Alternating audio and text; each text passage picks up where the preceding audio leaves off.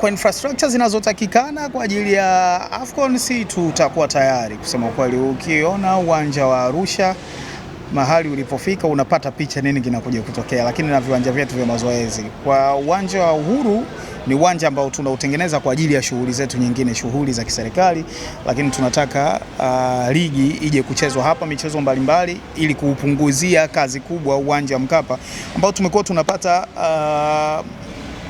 kukosolewa kwingi kwa sababu unafanyiwa marekebisho mara kwa mara umefungwa, unafanyiwa marekebisho, mara umefungwa, unafanyiwa marekebisho, na ni kwa sababu hatuna uwanja mwingine, hatuna maeneo mengine ya kufanyia shughuli zetu.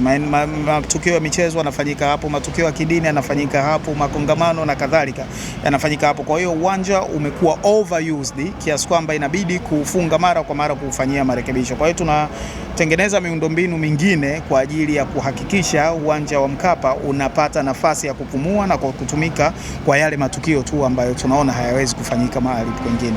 Na ndio maana unaona uwanja wa Uhuru umekuwa uwanja ambao kwenye nchi nyingine unaweza kuwa ndo uwanja mkubwa wa nchi huu.